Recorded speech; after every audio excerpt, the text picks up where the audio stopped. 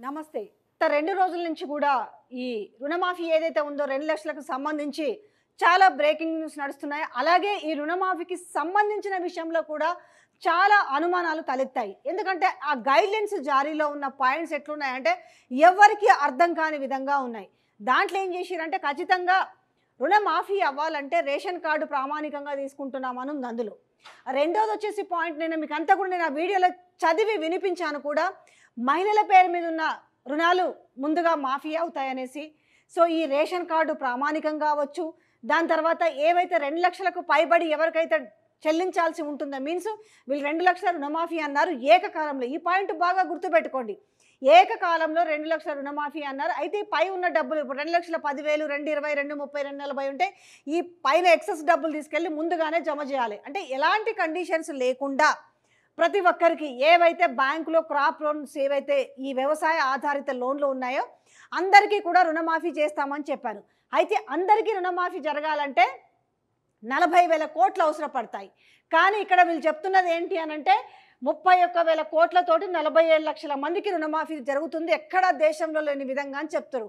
కానీ అవసరం ఏంటంటే అందరికీ జరగాలంటే 40,000 కోట్లు అవసరపడతాయి. మరి ఇప్పుడు 31,000 కోట్లతోటి మిగతా 9,000 కోట్లకు సంబంధించిన డబ్బులకు సంబంధించి వ్యవహారం అయితే మిగతా వాళ్ళు ఎవరు దీంట్లో నుంచి ఎలిమినేట్ అవుతారు.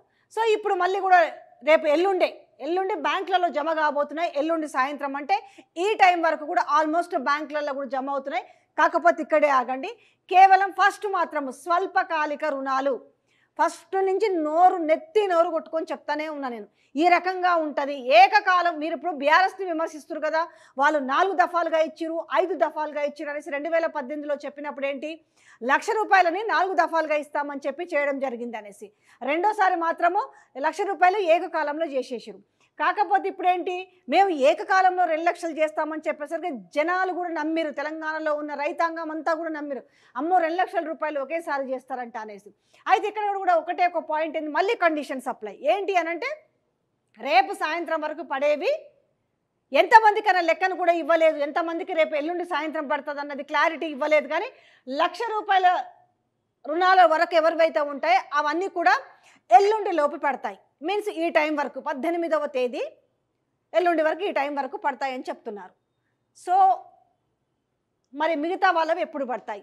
రెండోది ఈ ₹1,00,000 విషయంలో కూడా మళ్ళీ రేషన్ కార్డు ప్రామాణికంగా లేదు అనే ఒక విషయం కూడా చెప్తున్నారు.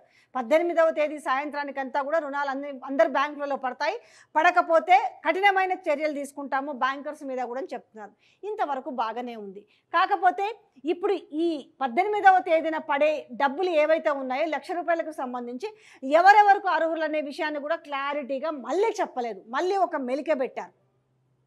అది ఎవరికి అర్థమవుతలేదు అందులో మేము ఉన్నామా లేదనేది. రేషన్ కార్డు ప్రామాణికం కాదంటున్నారు, కాకపోతే కుటుంబాన్ని గుర్తించడానికి మాత్రమే రేషన్ కార్డు నిబంధనని మళ్ళీ మాట్లాడుతున్నారు.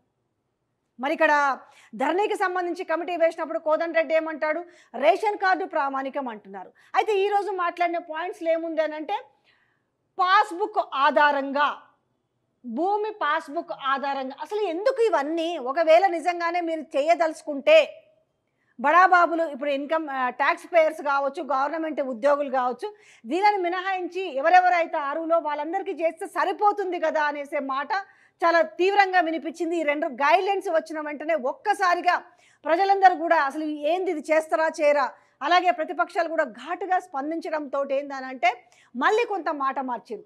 కానీ గైడ్లైన్స్లో మార్పు లేదు. గైడ్లైన్స్లో ఎలాంటి పాయింట్స్ మార్పు చేయలే. కానీ సో ఓవరాల్గా చెప్తుంది అంటే రేషన్ కార్డు ప్రామాణికం కాదంటున్నాను.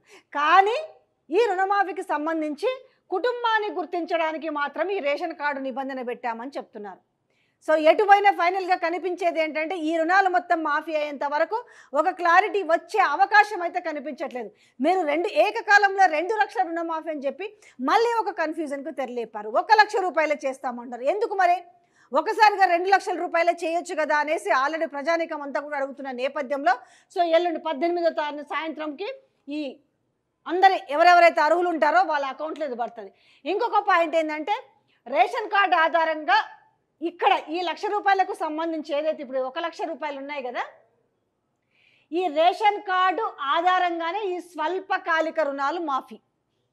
రేషన్ కార్డు ఆధారంగానే చాలా మంది కమెంట్స్లలో మేము చాలా క్లారిటీ ఇస్తున్నప్పటికీ ఇందులో గోల్డ్ లోన్స్ అయితే అవ్వవు. తర్వాత కుటుంబంలో మహిళల పేరు మీద ఉన్న లోన్లు ముందుగా మాఫీ అవుతాయి. సో వాళ్ళు ఇచ్చిన గైడ్లైన్స్లో పాయింట్ చెప్తున్నా. సో ఈరోజు చెప్పిన పాయింట్లలో ఈ రేషన్ కార్డు ఆధారంగా స్వల్పకాలిక రుణాలు మాఫీ అవుతాయి. ఇంకొక పాయింట్ వచ్చేసి భూమి పాస్బుక్ ఆధారంగానే, అంటే ఈ పాస్బుక్ లేకుండా రుణాలు గతంలో తెచ్చుకున్న వాళ్ళ సంఖ్య కూడా ఉంది కాబట్టి వాళ్ళకి ఇది వర్తించదు. సో ఇందులో ఫిల్టర్ అవ్వుకుంటూ పోతారు. ఇక్కడ రేషన్ కార్డు, తర్వాత పాస్బుక్. సో ఇక్కడ ఏం చెప్తారు ఇంకొక పాయింట్ మళ్ళీ, అంటే ఏమంటారు చూడు, తలకాయని బట్టి నీ నెత్తెంత గట్టిదమ్మా అడిగినట్టుగా ఇక్కడ మాత్రం ఏమంటున్నారంటే, మేము జస్ట్ ఒకవైపు ఏమో ఇక్కడ క్లియర్గా చెప్తున్నారు, ఈ స్వల్పకాలిక రుణాలు మాఫీ కావాలి ₹1,00,000 అంటే రేషన్ కార్డు ఆధారంగా అంటారు. మళ్ళీ ఇక్కడికి వచ్చి ఇదే పాయింట్ చూస్తే జస్ట్ కుటుంబాన్ని గుర్తించడానికి, ఆ కుటుంబంలో ఎంతమంది ఉన్నారు ఏంటి ఇదంతా దాన్ని బేస్ చేసుకోవడానికి మాత్రమే సో రేషన్ కార్డు నిబంధన అంటున్నారు. తర్వాత ఈ ఏదైతే ఖాతాల్లో 18వ తారీఖు సాయంత్రం వరకు ఖాతాల్లో జమ చేయకుంటే అంత డబ్బులు కాదు, కేవలం ₹1,00,000 స్వల్పకాలిక రుణం సంబంధించి వాళ్ళపైన చర్యలు తీసుకుంటారట. ఇంకొక నిబంధన కూడా ఉంది, ఈ PM కిసాన్ నిబంధనలు కూడా గతంలో ఆల్మోస్ట్ స్టార్టింగ్లో వచ్చిన దానికి ఇప్పటికి ఇంతకుముందు 36 లక్షలకు పైగా వస్తే 36 లక్షలకు అంతే. ఇది 5 ఎకరాల లోపు ఉన్న వాళ్ళకి మాత్రము ఈ PM కిసాన్కి సంబంధించిన మోడీ డబ్బులు అంటుండే వాళ్ళు కదా, ఈ 3 దఫాల్లో ₹6,000 వచ్చేవి. సో వాళ్ళని కూడా దీన్ని కన్సిడర్ చేస్తారు ఖచ్చితంగా ఈ ₹1,00,000 రుణాలకు సంబంధించి. ఎందుకంటే ఇప్పుడు ₹2,00,000 సంబంధించి ఇప్పుడు నేను వార్త చెప్తలేను, ఎందుకంటే 18న జరిగేది ఈ ₹1,00,000 సంబంధించి కాబట్టి ఖచ్చితంగా మీరు ఒక లెక్క వేసుకోండి, మీకు ఈ PM కిసాన్కి సంబంధించిన డబ్బులు వస్తున్నాయా లేదా.